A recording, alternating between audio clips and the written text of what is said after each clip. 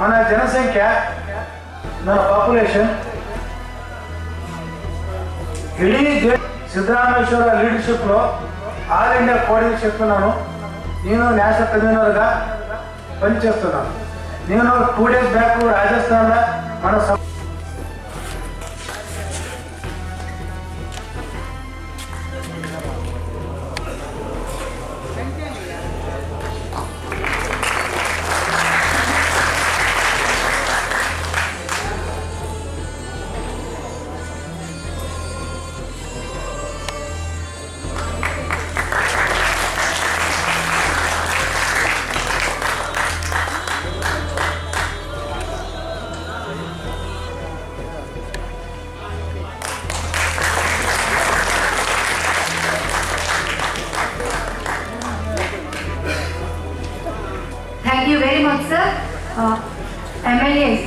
వేదికను అలంకరించిన నాయకులు కుల పెద్దలందరికీ నా నమస్కారాలు.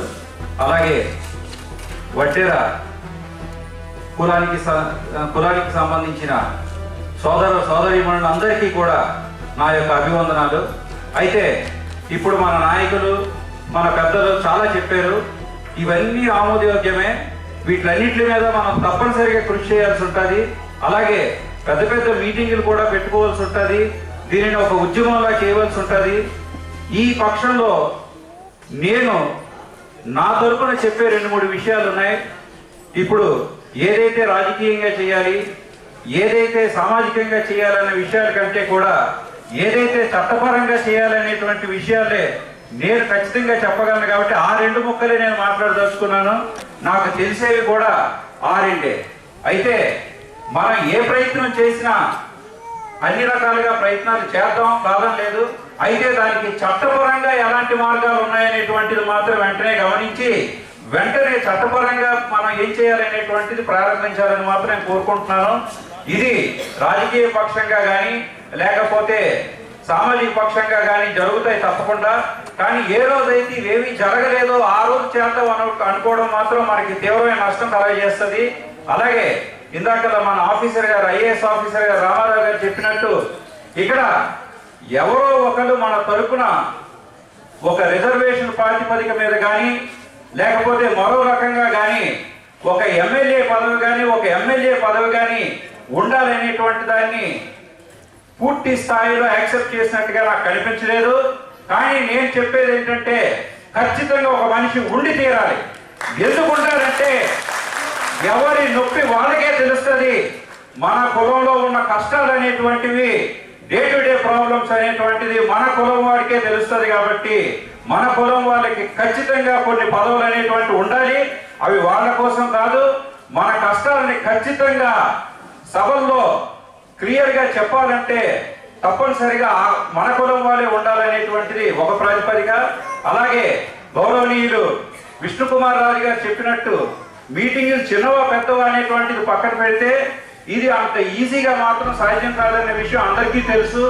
అలాగే పెద్ద మనుషులు చెప్పినట్టు ఇవి ఎలా జరుగుతాయి, చట్ట ప్రకారం ఎలా చేయాలి, లేకపోతే శాసనసభలో ఏం చేయాలి అనేటువంటిది అవన్నీ చేయమని మనం పెద్దవాళ్ళని కోరుకుంటున్నాం. అవన్నీ మనం చేసేవి కాదు. ఆ సలహాలు మనకు కావాల్సింది.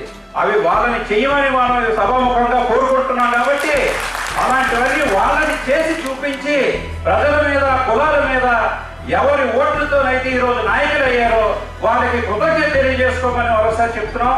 అలాగే ఈరోజు నేను ఖచ్చితంగా చెప్పే విషయం ఏంటంటే ఆయన చెప్పినట్టే దీనికి ఉద్యమాలు అవసరం. దీనికి చాలా కష్టపడి మన తాలూకా ఏవేవైతే డిమాండ్లు ఉన్నాయో వాటిని పదే ప్రభుత్వం ముందుకు తీసుకెళ్లవలసి ఉంటుంది. ఇది కష్టమైన విషయం అందరికీ తెలుసు. కానీ ఖచ్చితంగా సాధ్యమయ్యే విషయం అని మాత్రం నేను మీకు అందరికీ తెలియజేస్తున్నాను. దీనికి ఉద్యమాలు కావాలి. చట్టపరంగా మనం ఎన్నో రకాలైనటువంటి చర్యలు తీసుకోవాల్సి ఉంటుంది. వాటికి న్యాయ నిపుణులతోని అధికారులతోని సమగ్రంగా సంప్రదించి తగిన చర్యలు తీసుకోవాలని కోరుతూ మీకు ఎప్పుడు నా యొక్క సహాయం ఉంటుంది. నేను ఎప్పుడు మీతో కలిపి ఒక సైనికుడిలా పనిచేస్తానని చెప్పి మాటిస్తూ సెలవు తీసుకుంటున్నాను. Thank you very much sir. PV Giridhar గారు హైదరాబాద్ నుంచి ఈరోజు మన సమావేశానికి విచ్చేశారు. సుబ్బారావు గారు నెల్లూరు నుంచి బీసీ స్టేట్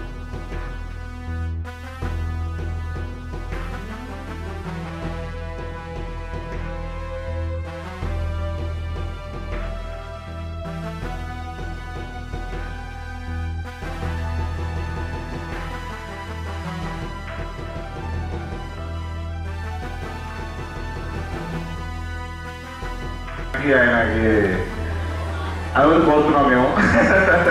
సార్ మా ప్రాబ్లమ్స్ ఏమన్నా సరే మీ దగ్గరికి వస్తాను. కొద్దిగా మీరు మాకు రేగండి కొట్టండి. మాకు మీ కోటేశ్వరరావు గారు మన రామారావు గారు మొత్తం మేమందరూ డిస్కస్ చేసి బీసీ కులాలకు కొద్దిగా మీరు కూడా ప్రతినిధిగా ఉండి మా ఒడ్డు సంక్షేమ సంఘం నుంచి మీరు కూడా మాకు రేగండి ఉండాలని మేము కోరుకుంటున్నాం.